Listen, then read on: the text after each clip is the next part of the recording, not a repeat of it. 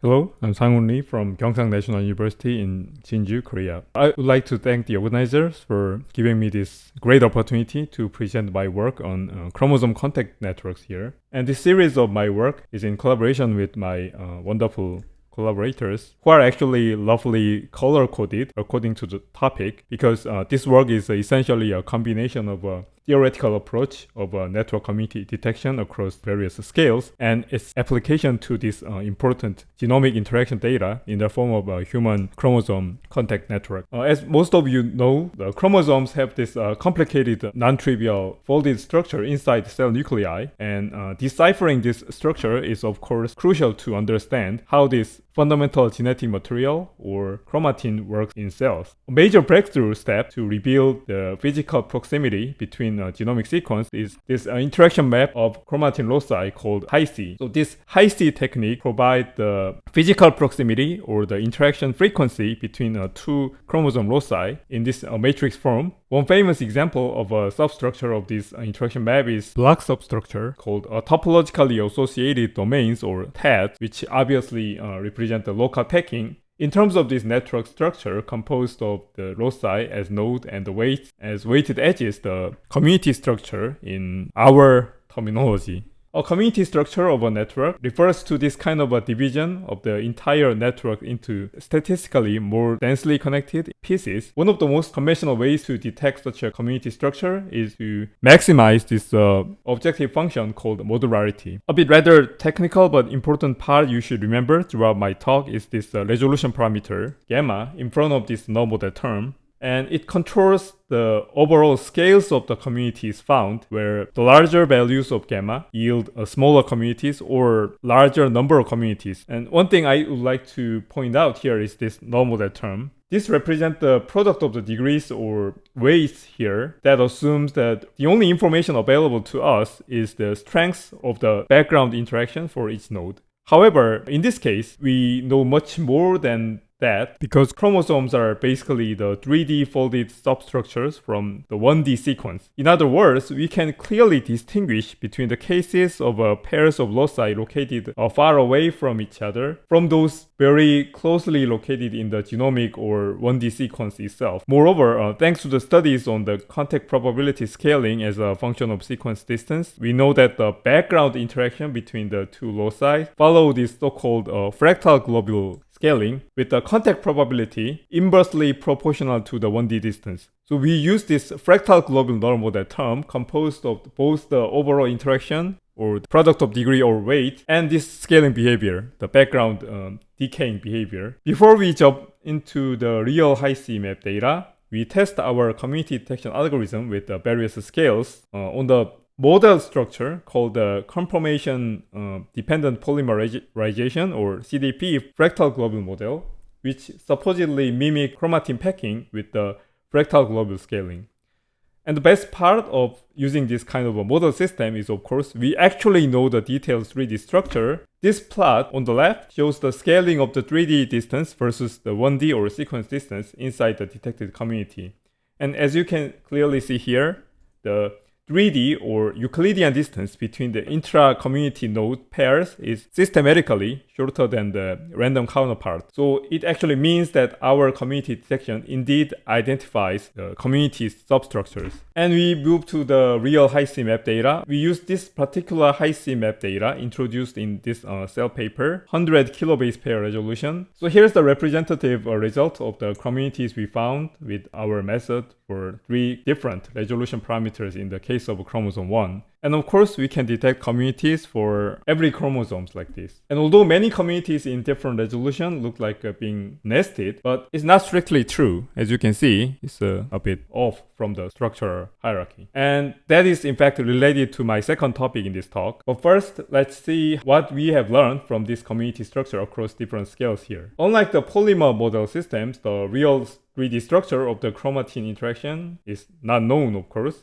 So we have to rely on some relevant biological factors for verification, of course. And the first signal is this well-known biological markers called CTCF, which is supposedly enriched near the chromatin domain boundaries. So we compare this CTCF enrichment near the community boundaries from our method. Depending on the resolution parameter gamma, the overlap between the community boundaries and CTCF enrichment is changed, as you can see from here. And for chromosome 1, around the gamma value near 0.7, the overlap between the community boundary points and both the CTCF enrichment and the TED boundary points reported in the cell paper become a maximum. Therefore, if we adjust the resolution parameter properly, we can recover the TED with the property of the CTCF enrichment. So we successfully recover the TED structure at this particular range of gamma. Then what about the other range of gammas? One of the earliest findings about the chromatin interaction is this separation between the so-called A and B compartment using the simple PCA, one of which is the more genetically active than the other. So if we detect the communities for very low resolution or low values of gamma, can we recover this A-B compartment separation as well? So here's the evidence of the recovery of A-B compartment from our method. If we tune the parameter range low enough, we obtain two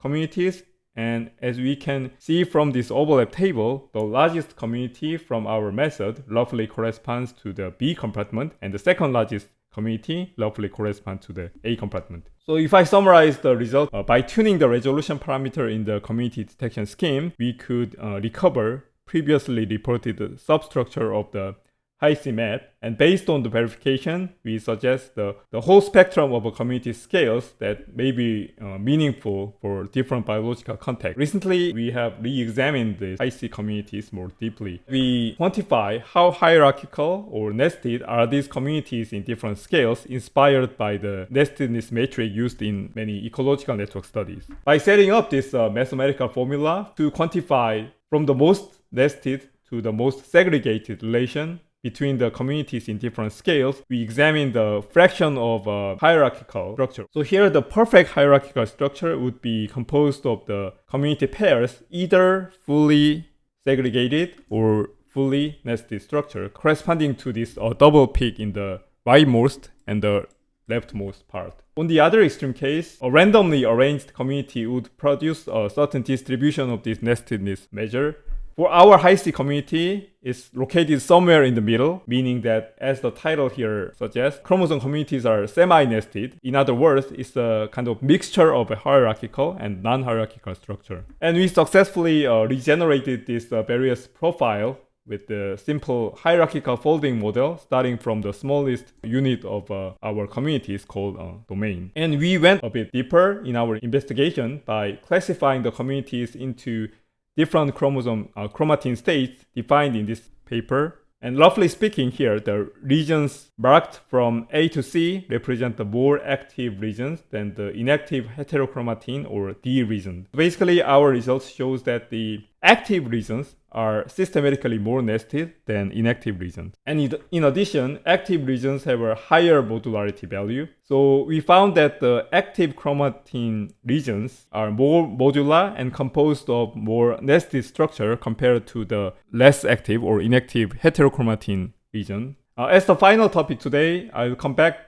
to a bit more fundamental issues of the network community detection problem. So let's go back to square one of the community detection. This kind of statement, detect the community structure, looks like a completely innocent order if you just study network community detection. But if you are a practitioner of a community detection and try to find the community with a stochastic algorithm especially, you will immediately encounter this situation. So you run this algorithm and get this nice result. Unfortunately, if you run the code again and again, you will probably get these series of different results. In fact, you will end up with this ensemble of community structure instead of a single one. The issue here is the inconsistency of the result. So is this necessarily a bad thing that should be fixed? Well, we can actually use them by turning the table to study structural property of networks. So first, we can construct this co-occurrence matrix for each node pair, whose elements indicate the fraction of the node pair belonging to the same community in the ensemble of community structures found.